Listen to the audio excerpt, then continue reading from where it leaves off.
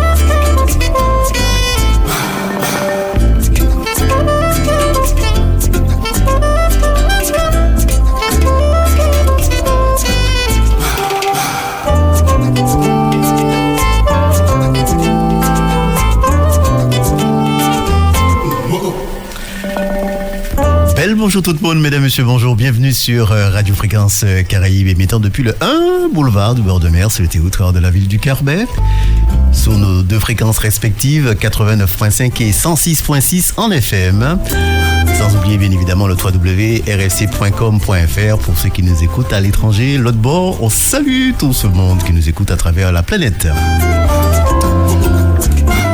Sans oublier aussi nos réseaux sociaux, allez faire un petit tour, Facebook, Instagram, donc voilà, et notre page web.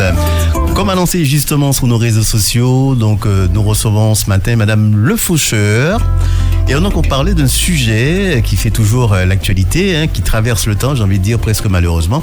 On va donc parler de l'illettrisme avec Madame Faucheur, chargée d'animation. On va vous préciser, c'est vrai qu'il y avait une petite erreur. Bonjour Madame Le Faucheur. Bonjour Bill. Bienvenue, bonjour, donc n'hésitez pas à parler en face du micro. D'accord. Voilà. Bonjour aux auditeurs, je suis ravie d'être parmi vous ce matin. Très bien, on va donc parler donc de l'illettrisme donc sur Radio Fréquence Caraïbes avec l'AGEFMA. Avant d'en parler justement du thème, est-ce que vous pouvez nous présenter l'AGEFMA? Donc c'est quoi l'AGEFMA? Est-ce que c'est une coopérative, une association? Par deux mots sur cette structure. L'AGEFMA, c'est une association qui AGEFMA, cela veut dire Association de gestion de l'environnement de la formation en Martinique. Donc c'est une structure qui porte un CARIFOREF. C'est une structure qui est divisée en un certain nombre de pôles, dont je vais citer les plus importants qui me viennent en mémoire là. La VAE pour accompagner les personnes qui veulent obtenir un diplôme par cette voie. Oui. Moi-même, j'anime le CRI, Centre Ressources Illettrisme. Et puis il y a les collègues aussi qui sont sur l'OREF, un observatoire qui s'occupe de tout ce qui est statistiques sur un certain nombre de domaines. Et puis, en règle générale, il y a tout un volet professionnalisation pour accompagner les structures de formation en Martinique. Très bien. C'est une structure qui date depuis quand à peu près, approximativement? Alors, je crois que vous me posez une colle. D'accord. Mais ça remonte à un moment quand même. Ça remonte à un moment. Bien avant les années 2000, oui. Voilà. D'accord. Basé sur Fort-de-France? Alors nous sommes sur Fort-de-France à l'immeuble Foyal 2000. D'accord, pas très loin du centre-ville. Voilà, pas très loin du centre-ville, donc accessible à ceux qui veulent nous rencontrer. Alors, en parlant justement de ça, vous me tendez la perche. À qui s'adresse l'AGEFMA? À quel public? Alors, l'AGEFMA, en fait, s'adresse vraiment à tous ceux qui gravitent autour de la formation professionnelle. D'accord. Donc, il y a les organismes de formation, mais bien sûr, selon nos secteurs d'activité, selon les pôles qui sont animés, on accompagne d'autres personnes qui peuvent être des associations, ça peut être le Secours catholique, le Secours adventiste, on travaille peut-être avec la Croix-Rouge. Oui. Tout dépend en fait des publics qui seront concernés par l'accompagnement que nous allons dispenser en fait. Très bien. Madame Le Faucheur, Charles. Oui, allez-y, précisez, oui. Je n'oublie pas les partenaires parce qu'en fait, oui. Derrière la GEFMA, il y a des partenaires institutionnels comme la CTM, la DETS, etc. Et nous travaillons aussi avec les OPCO. Très bien. Donc, Madame Le Faucheur, je disais, donc chargée d'animation. Donc, pour cette, comment on pourrait définir ça je cherche le mot pour parler d'illettrisme. Alors, l'illettrisme, c'est en fait, ça décrit la situation de personnes qui ont été scolarisées, mais que bien qu'ayant été scolarisées, ont oublié les fondamentaux qu'on appelle les compétences de base. Lire, écrire, compter. Et de ce fait, ces personnes ne maîtrisent plus au quotidien des activités normales. Donc, je sais pas moi, écrire une lettre, utiliser le téléphone, maintenant on parle d'électronisme, utiliser un ordinateur, remplir un formulaire, toutes ces choses deviennent pénibles, difficiles au quotidien.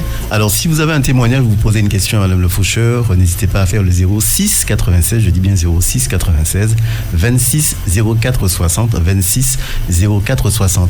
Madame Le Faucheur, l'illettrisme en Martinique date depuis plusieurs années, on le sait, on ne va pas faire un historique forcément, mais la cartographie de la Martinique, est-ce que beaucoup de Martiniquais souffrent, entre guillemets, d'illettrisme? Alors, il y a 13% de Martiniquais qui sont en situation d'illettrisme. Ça fait beaucoup. C'est une situation qu'on vit, inconfortable, pour dire la vérité. Et il y a, dans le Nord Atlantique, 23% des citoyens sont en situation d'illettrisme, 20% dans le Nord Caraïbes, et 10% Centre et Sud. D'accord. Et au niveau du profil, il y a plus d'hommes en situation d'illettrisme que de femmes. Ce constat-là, vous l'expliquez comment? Alors peut-être que ces messieurs sont parfois un peu frileux par rapport à tout ce qui est continuer dans les études, etc. Ils ont peut-être tendance à vouloir tout de suite aller travailler. Et que c'est plus important de gagner sa vie que de se former. Sauf que maintenant, nous sommes en 2023. Il est de plus en plus important de se former d'abord pour ensuite espérer avoir une activité professionnelle lucrative et valorisante, je dirais. D'accord. Les chiffres que vous avez donnés là, c'est suite à quoi? Un sondage, à une étude? Ce sont des chiffres de l'INSEE. D'accord. À notre grand regret, ils ne sont pas actualisés. Donc ce sont des chiffres qui datent à peu près de 2004. Donc nous attendons vraiment d'avoir des chiffres beaucoup plus actualisés. Et nous espérons bien sûr qu'entre 2004 et maintenant, comme il y a eu des formations au bénéfice des personnes en situation d'illettrisme, j'aimerais croire qu'on aura la surprise de voir que les chiffres ont diminué. Alors justement, j'allais poser la question. Quelle est aussi aujourd'hui en 2023 la situation, en fait, selon vous? Est-ce que vous pensez qu'il y a autant de personnes, vous avez parlé d'une manière générale de 13% tout à l'heure, est-ce qu'on est toujours au niveau de ce chiffre ou bien il a au contraire diminué? C'est vrai, je ne suis pas statisticienne, mais je dirais que peut-être qu'il y a un glissement de l'illettrisme vers l'électronisme. Ah, très bien. Pourquoi? Parce qu'il y a de plus en plus de services publics, etc., qui demandent à ce qu'on utilise l'outil Internet et les ordinateurs, dématérialisés, etc. Et maintenant, beaucoup de personnes d'un certain âge ne sont pas en mesure d'utiliser les nouvelles technologies. Mais il y a aussi quand même beaucoup de jeunes qui utilisent beaucoup le téléphone, par exemple, mais pour autant, pour des raisons financières et autres, ne savent pas bien utiliser un ordinateur. Donc, on tombe beaucoup plus d'électronisme pour les raisons que je viens de citer. Alors, parlons de quelques mots des personnes qui souffrent de ça, fierté, honneur, gêne. C'est ça aussi leur quotidien?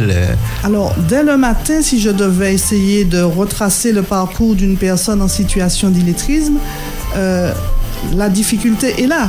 On se réveille, monsieur ou madame. Oui. Ce qui pourrait paraître normal pour certains, à l'heure du petit déjeuner, un exemple tout simple, on ne se rend même pas compte quand on est lecteur de ce qu'on fait. On prend une boîte de cornflakes par exemple, peu importe. On va la verser, on se met à manger. Mais spontanément, le réflexe du lecteur, c'est parfois de lire ce qui est écrit sur la boîte. Oui. Mais une personne en situation d'illettrisme ne va pas lire ce qui est sur la boîte, elle ne peut pas. Ou elle va peut-être capter certaines lettres, certains mots, et puis c'est tout. Une fois que c'est fait, le petit déjeuner est terminé. Peut-être qu'il faudrait prendre des médicaments. eh bien, cette personne, si elle ne s'est pas bien souvenue de ce que le médecin lui avait prescrit, peut-être qu'elle ne pourra pas prendre les médicaments correctement parce qu'elle ne sait pas lire sur la boîte la posologie. Oui. Ensuite, elle s'en va travailler.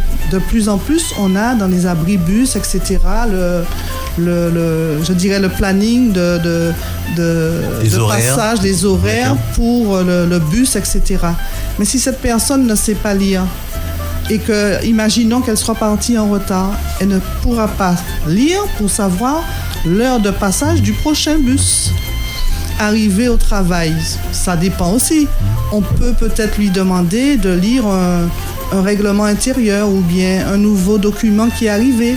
Si elle n'utilise pas des stratégies de contournement, par exemple, demander à un collègue de lui dire de quoi il s'agit, sans pour autant avouer que je ne sais pas lire le papier qu'on m'a donné. Parce que quelqu'un en situation d'illettrisme, en général, avoue rarement « je ne sais pas lire et écrire » parce que c'est vécu comme une honte. Et au quotidien, je ne sais pas si les auditeurs ont vu l'émission hier sur Martinique Première, mais une maman tout simplement qui voudrait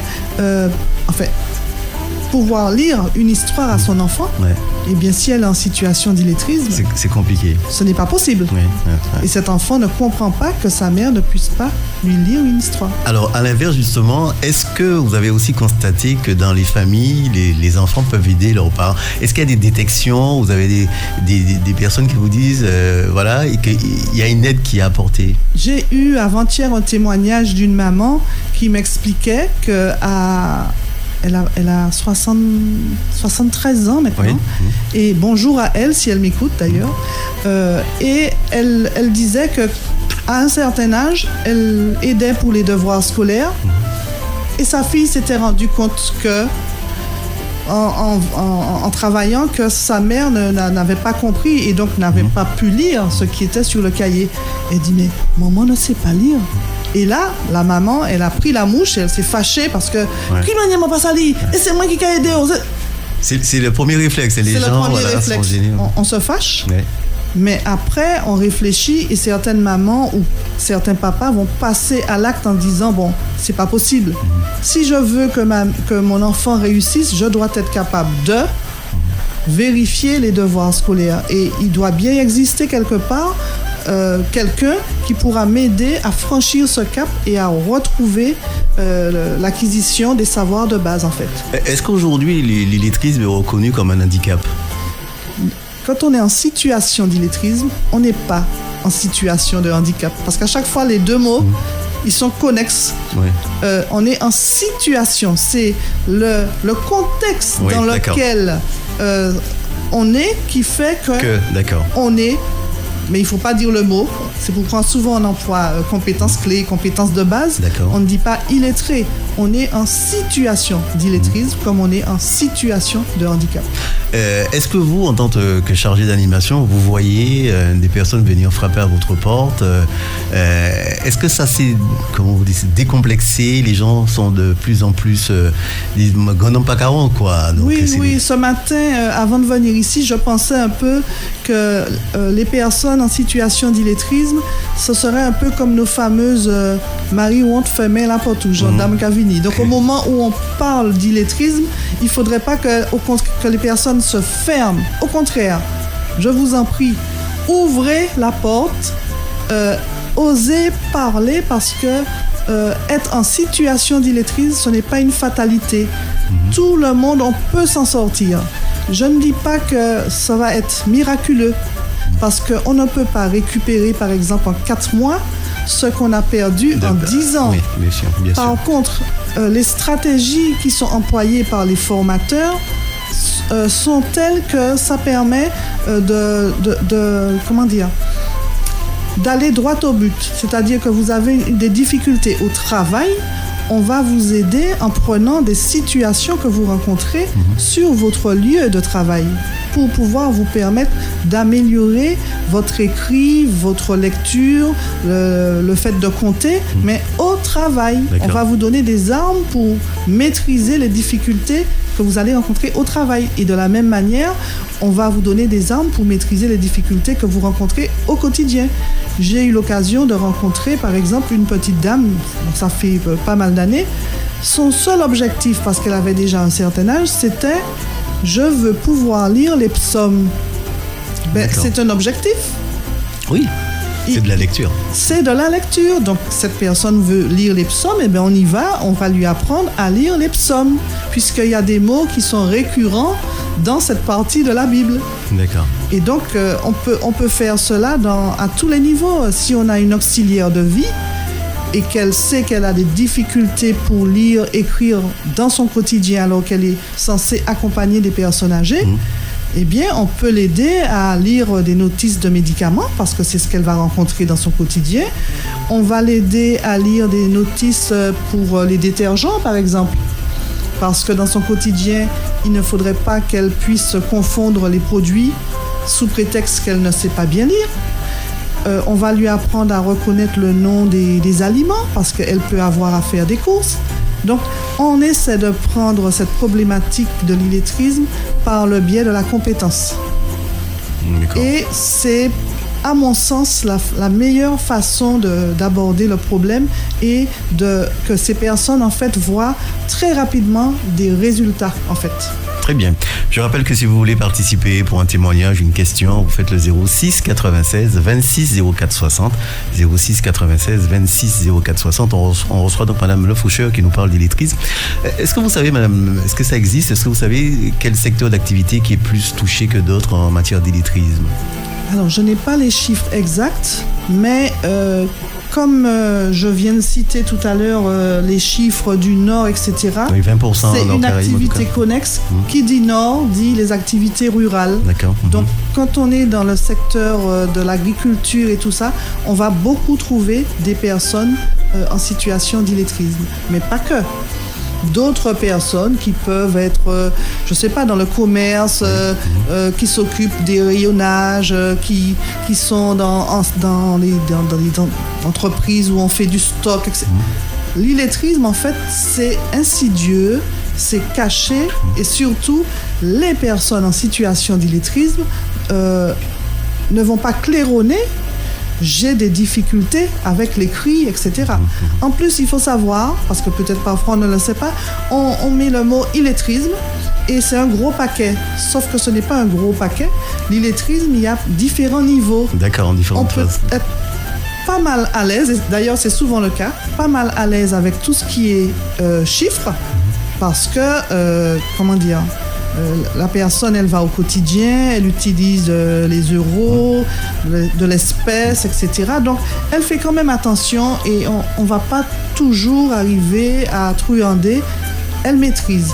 Mais par exemple, passer de ce concret du quotidien où on touche les billets et compter et mettre ces mêmes chiffres sur une feuille de papier, c'est autre chose. Et la personne ne va pas pouvoir additionner 12 plus 8. Alors qu'on lui donne les mêmes billets, elle sait très bien que ça fait 20. C'est extraordinaire, mais c'est comme ça. Ou bien, quand on parle de niveau, il y a des personnes qui seront vraiment au plus bas de ce qu'on appellerait l'illettrisme, qui ne savent plus reconnaître les lettres. D'accord. Qui vont confondre B, D, le L, le F, enfin. Et c'est ça. Mais d'autres sont tout à fait capables de lire un petit texte simple. Et il ne faut pas qu'il y ait des mots compliqués façon anticonstitutionnellement. Là, c'est un cauchemar. Ouais. Donc voilà. Est-ce que ça se détecte, on peut détecter de l'illettrisme chez des enfants, par exemple, qui sont à l'école, ou alors, le fait qu'ils sont à l'école? Il faut se rappeler encore une fois la définition de l'illettrisme. On est en situation d'illettrisme lorsqu'on a été scolarisé. Cela veut dire que c'est fini. Tant qu'on est encore, je dirais, sous le joug de l'éducation nationale, on est toujours pris en charge par un professeur des écoles, etc., on n'est pas considéré comme en situation d'illettrisme. D'accord. On a des difficultés avec l'écrit et c'est le rôle de l'éducation nationale d'accompagner nos enfants pour leur permettre un jour de savoir lire, écrire, compter correctement. Mais ce n'est pas toujours facile parce que dans le parcours d'un enfant et d'un adulte, parfois, on rencontre ce qu'on appelle, et là c'est un handicap, les problèmes de dyslexie. Oui, là. Et ces problèmes ne sont pas toujours détectés. Du coup, un enfant peut traverser toute une scolarité sans qu'on se soit vraiment rendu compte qu'il y avait un problème de dyslexie. Et on aboutit à un jeune adulte qui a des difficultés avec la lecture. Très bien.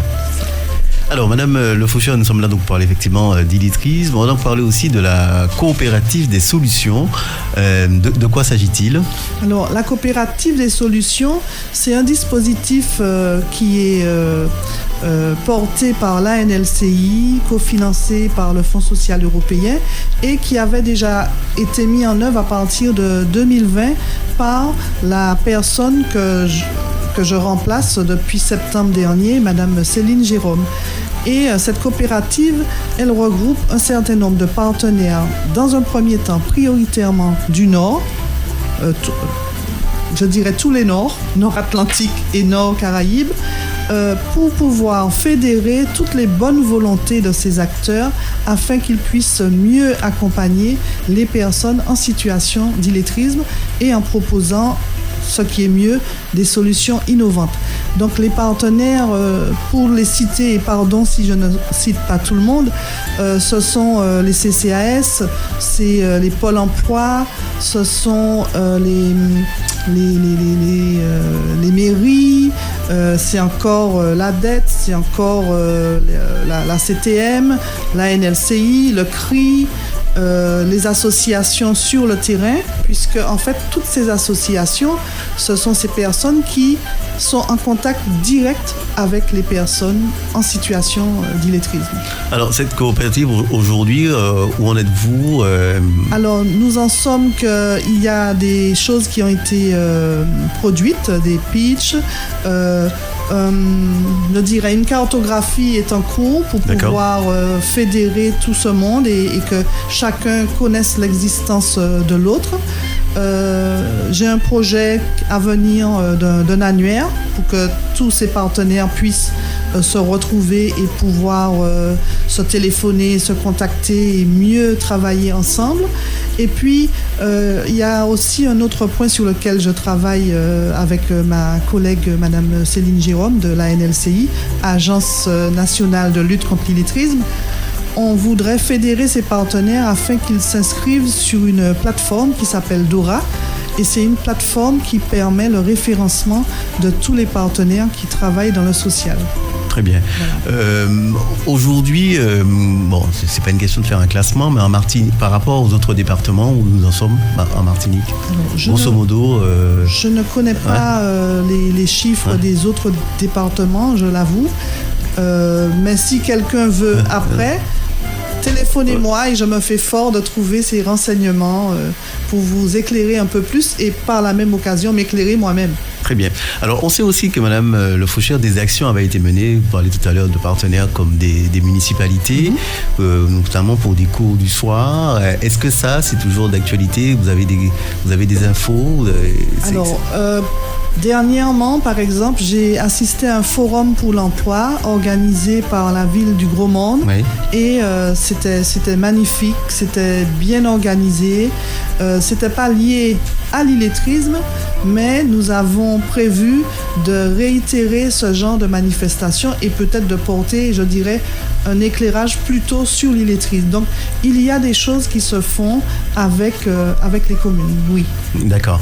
Alors, pour les personnes qui nous écoutent, je rappelle qu'on parle d'illettrisme, hein, si la personne veut passer à l'étape d'après, comment ça se passe comme il dit, non pas 40, mais bon, quelle est la démarche Alors, la première démarche qui serait, puisque vous êtes en train de m'écouter tous, vous pouvez appeler, on a un numéro vert. Oui. C'est le 0800 11 10 35.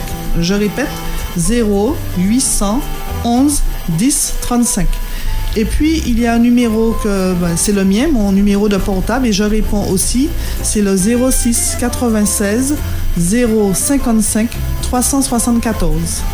Il y a aussi mon numéro direct, un fixe, le 05 96 71 21 86.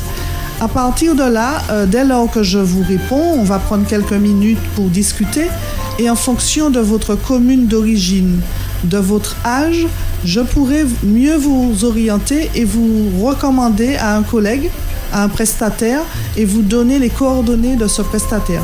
Parce qu'en fait, en fonction de l'âge, du statut, si vous êtes demandeur d'emploi, vous devez savoir que il y a des actions qui sont financées par le Pôle emploi pour vous accompagner et vous aider à sortir de l'illettrisme.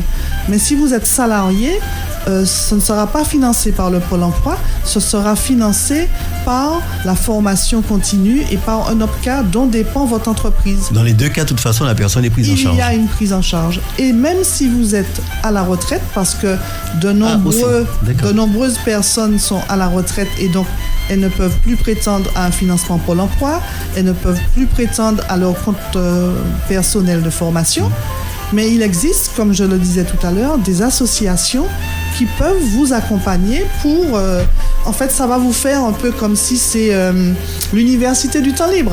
Donc, il y en a qui savent bien lire, qui vont à l'université du temps libre. Mais pourquoi vous n'iriez pas à... on ne va pas l'appeler l'université, mais l'école du temps libre et revoir vos fondamentaux.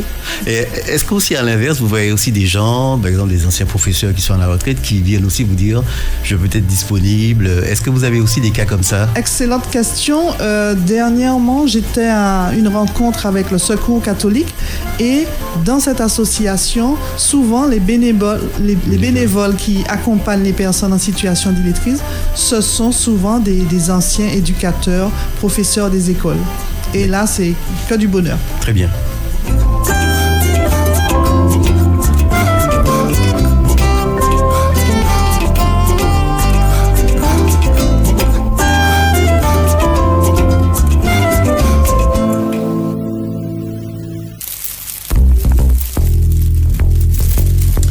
L'illettrisme, donc c'était le sujet du jour avec Madame Le Faucheur, donc de l'AGEFMA, mesdames, messieurs. Donc on a dit grand nombre, pas 40, donc n'hésitez pas à la donner. On va rappeler, Madame Le Faucheur, le numéro vert. Enfin, le numéro. Le numéro vert, c'est le 0800 11 10 35. 0800 11 10 35.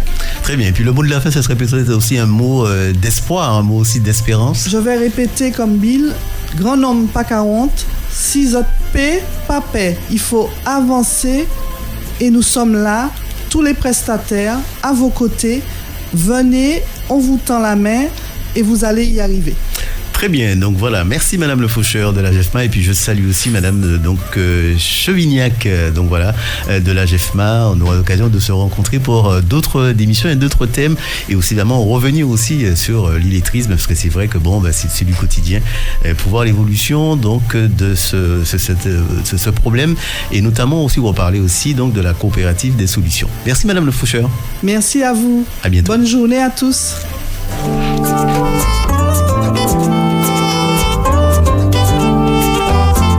Fréquence Caraïbe. Votre radio. 89.5 et 106.6 en FM. Gardez l'écoute.